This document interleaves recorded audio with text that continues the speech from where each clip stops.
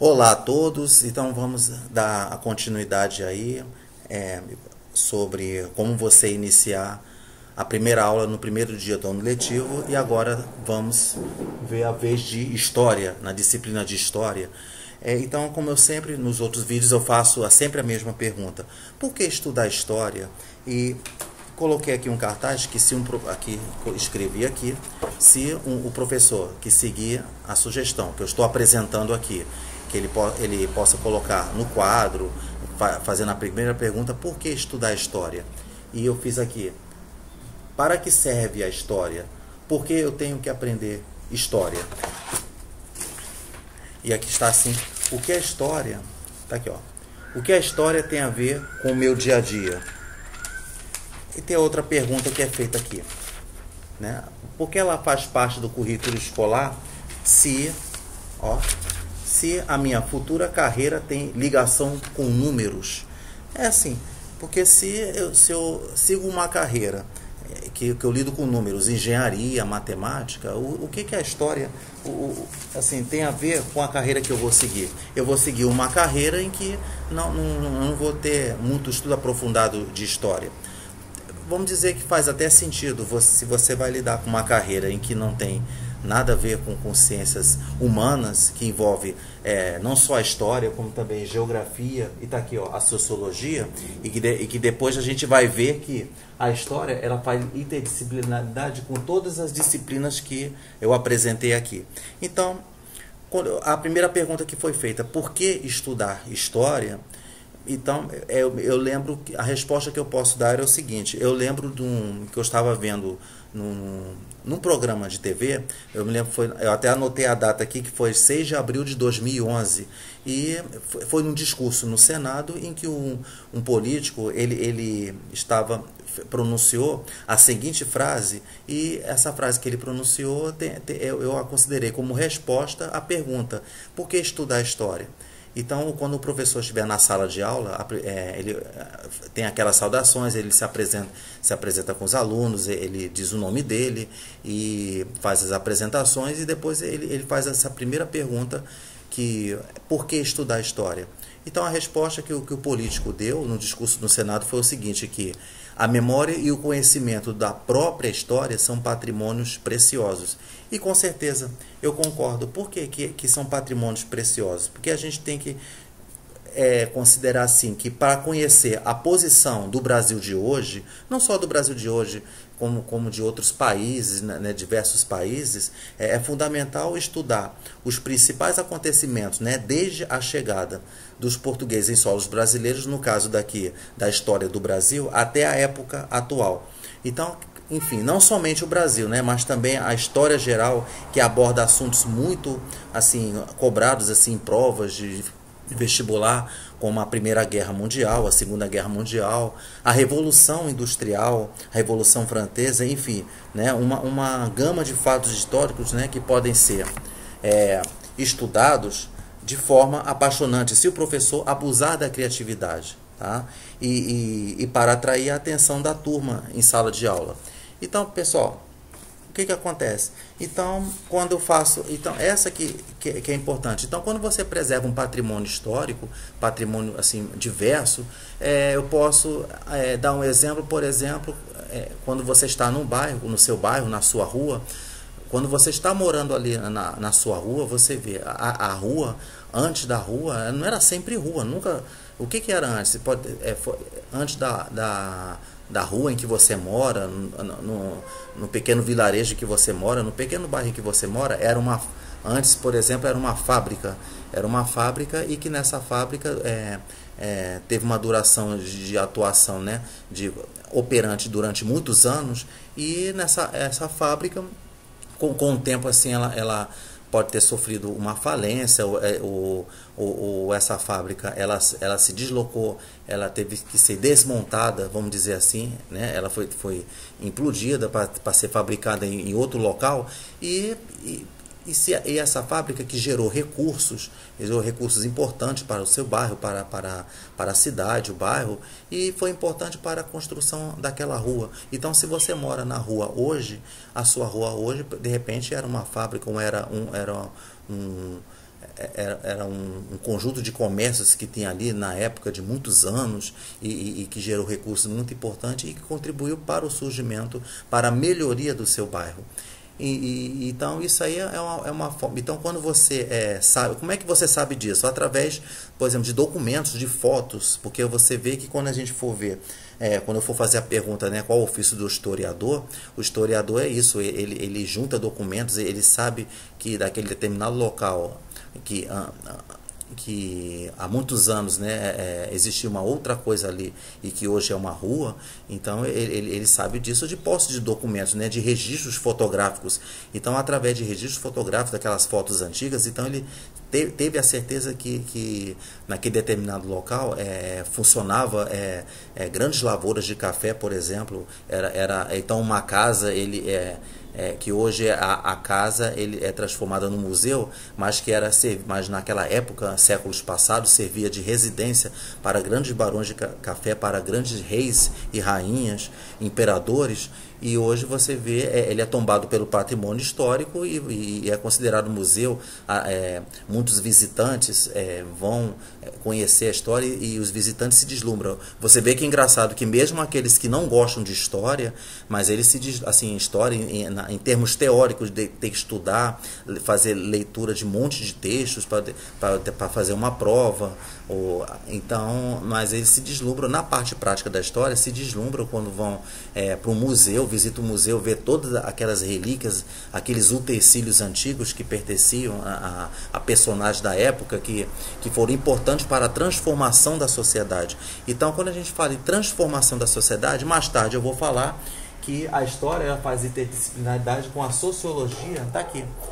A sociologia e que ela é relacionada a essa transformação da sociedade. Então, o que acontece? Eu fiz aqui a pergunta, que eu tinha feito a pergunta, né?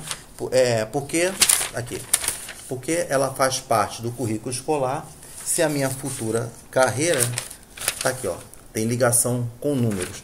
Então, a gente vai ver essa resposta, eu posso dar, por exemplo, quando você tem na parte de números, quem lida com, vai fazer uma faculdade de engenharia, matemática, vamos ver. Será que a história ela tem interdisciplinaridade tá aqui com a matemática? O que a matemática ela tem a ver com a história? Então, como é que você pode ver isso? Como é que um professor ele pode falar no primeiro dia do ano letivo falando sobre isso? Ele pode, aqui, ó, vou mostrar para vocês aqui, ó.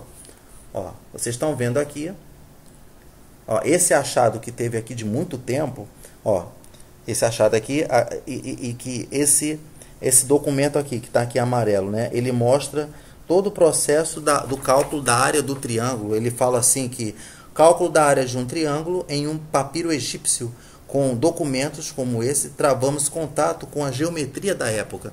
Você vê como é que então a história ela tem uma ligação com a matemática, uma interdisciplinaridade, através desses achados aqui, esses achados super importantes, ó, aqui da área do triângulo, e esse achado aqui é antes de Cristo, para você ter uma ideia.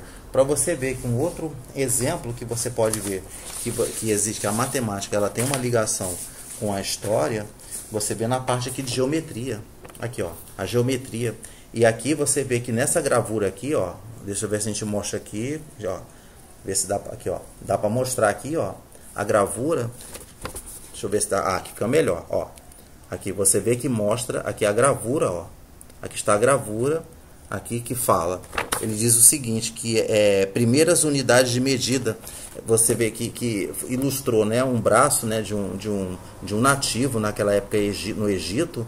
E aqui você vê que ele mostra, ó, um braço. Aqui o braço ele mostra a medida que nós usamos o nosso braço aqui, que ele foi utilizado naquela época como um padrão de medida.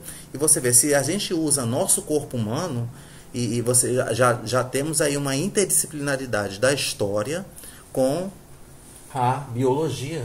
Você vê a biologia aqui, tá aqui, ó, né?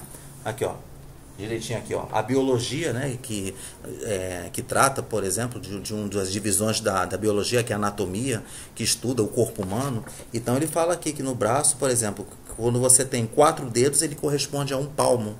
E você vê que aqui está dizendo que tá aqui que essa parte aqui do braço, essa parte aqui, ó, dessa parte daqui, né, na verdade é chamado antebraço, ele corresponde a 7 palmos, quer dizer, lembrando, né, que um palmo ele corresponde a 4 dedos. Quando você fala assim, um palmo, então eles mediram naquela época, você vê, tudo isso aconteceu antes de Cristo, ó, como se fosse 4 dedos. E aqui, o que mais que mostra? Aqui você vê que mostra engenhoso procedimento com o qual os egípcios construíram o ângulo reto, valendo-se de, aí botou aqui de estacas, né? Tá aqui, ó, tá aqui de estacas, aqui mostrando, né, toda essa gravura aqui, ó. Olha que interessante. Você vê como é que a história tem toda essa ligação. E eu falo para vocês que se não fosse a história, como é que ia surgir a matemática? Como é que a gente ia ter conhecimento de certos cálculos matemáticos que foram achados através de muitas assim de pesquisas, né, de visitas a locais, e que descobriram essas relíquias todas, todos esses achados, essas descobertas, e que foram muito importantes e que fez a gente conseguir entender por que hoje nós lidamos com fórmulas matemáticas. E mostra aqui outros também, ó, como eram representados primitivamente o ponto, a reta e o plano. Aqui, ó, mostra aqui, ó, o ponto, a reta e o plano, ó. Pessoas que naquela época que não tinham assim recursos, de instrumentos de medida, então eles usavam todo no ambiente lá ali no próprio ambiente ali de trabalho, na fazenda, então eles usavam, ó, esses recursos aqui, ó, com estacas para poder definir o que era ponto, reto e plano. Quer dizer, isso foi graças à história. E vamos ver se nós conseguimos outros exemplos aqui, né, de história. E foi só isso mesmo, e tem outros exemplos que nós podemos ver. Então você vê que como é que a história ela é importante até na parte, por exemplo, quando você tem a interdisciplinaridade com artes. Tá aqui, ó, artes. Tá lá. Quando você vê, por exemplo, ó, aqui você vê. Aqui você tá vendo, ó, um vaso grego, ó, 500 anos de Cristo, né? Então ele fala que as figuras pintadas representam, tá aqui dizendo, os costumes da sociedade grega.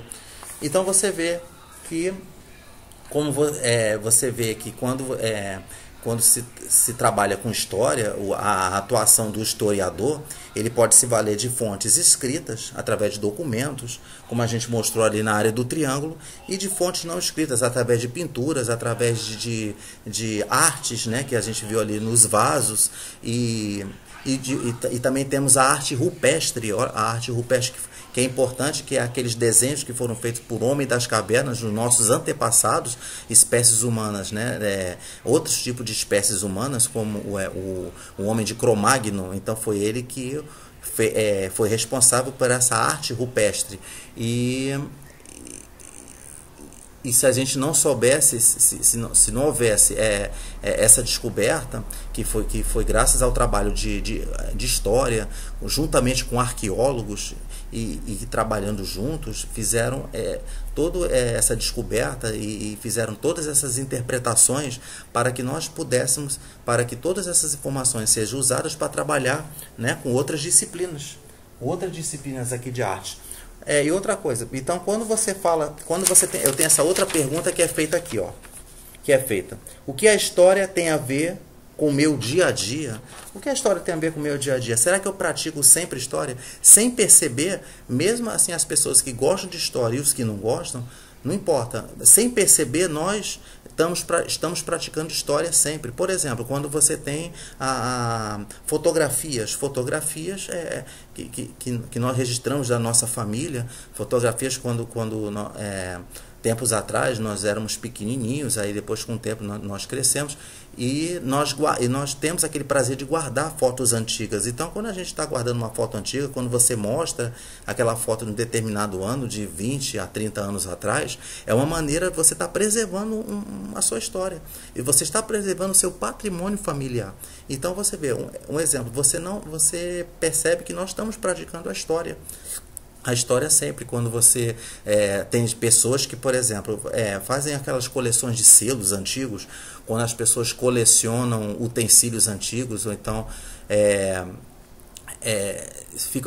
fica ficam apaixonados, né?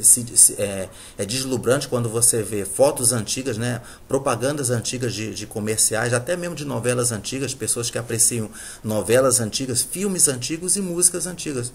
Não é a mesma coisa? Você não está realmente praticando a história, tá vendo? Sem querer você está praticando a história. Então isso aqui envolve história. Vamos ver aqui mais. Eu já tinha colocado aqui, então tá aqui, ó. Eu fiz a pergunta: para que serve a história e por que eu tenho que aprender história? Assim, tem essa pergunta: por que você tem que aprender a história? Você tem que aprender a história. A primeira resposta que é dada é o seguinte, quer dizer, você vê, ela faz parte do currículo escolar. E, obviamente, você tira-se a conclusão de que você precisa da história, precisa aprender história, porque ela é envolvida em exame de vestibular, em exame de concurso, para aquela pessoa que vai fazer carreira de história, vai fazer faculdade de ciências sociais, que a pessoa que vai ser sociólogo, filósofo, ou então vai estudar história na universidade, logicamente tem que saber história. E você vê, a gente mostra aqui. Então, na escola, quando você está na vida escolar, por que eu tenho que aprender história? Porque simplesmente são assuntos que vão ser cobrados em prova, que são assuntos que você precisa dominar para você garantir aquela sua vaga na universidade. E se você no futuro assim for querer saber história por sua conta, aí você decide se vai querer aprofundar a história ou não, mesmo que você siga uma outra carreira. Lembrando que, graças à história, você consegue desenvolver outras habilidades, você consegue escolher outras carreiras. Aí tem a parte que fala que quais são as áreas, está aqui, ó. Ele mostra assim, qual o ofício do historiador? Quais áreas de atuação? Uma outra área de atuação, além da atividade docente, um universitário que vai fazer faculdade de História, a gente associa a ideia de que ele vai ser um professor de História. Mas ele também pode ser um pesquisador. Ele pode ser um pesquisador e um professor que pode ensinar na universidade, que pode ensinar História e pode ter a habilidade de ensinar Sociologia e Filosofia. E a outra área de atuação está no turismo. Então, a pessoa que vai fazer faculdade de turismo, que vai atuar na carreira de turismo, obviamente ele tem que ter noção, não básica, de média a nível mais profundo de história. Quando ele está no local, um estudante de turismo, ele visita, dependendo do qual área de atuação dentro do turismo que ele vai fazer, se ele vai fazer vai atuar sempre na parte internacional, viajar para outros países, ele tem que ter noção do local onde ele está, que ele vai ser responsável por levar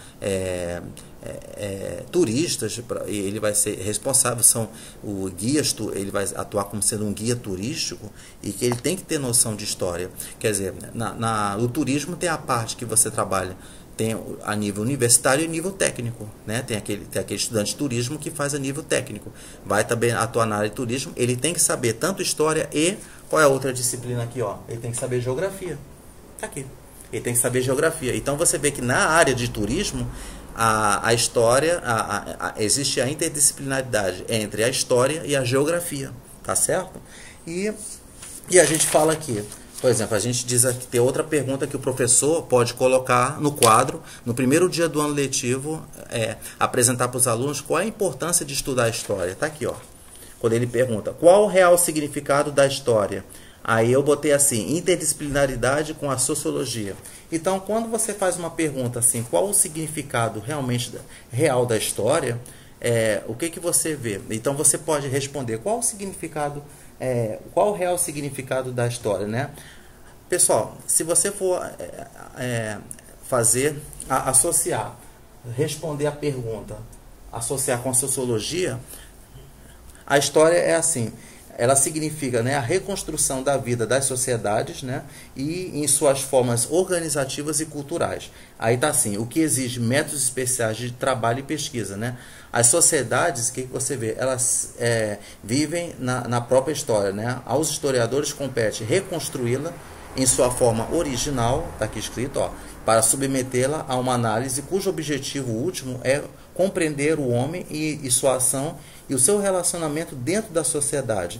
Então você vê que as bases metodológicas da história consistem em, você vê, viajar dos locais em que se desenvolve o conflito, né, pesquisando, está aqui escrito aqui, ó, que eu botei, para você ter uma ideia, ó, que você pesquisando documentos e ouvindo pessoas, ou seja, você vai num determinado local, você ouve as pessoas, o que as pessoas contam, o que as pessoas têm de base tem de conhecimento mais profundo ali naquele local, naquele país que ele está. Então o historiador, ele faz uma entrevista, ele procura pesquisar, ele junta todos aqueles dados e faz uma análise interpretativa daqueles dados para poder chegar numa verdade mais próxima. E para cada vez mais que ele chega numa verdade mais próxima, outras verdades vão surgindo de acordo com novos documentos que vão surgindo. Então, você vê que, e por causa disso, né, a história iniciou seu desenvolvimento com uma disciplina específica, tá certo?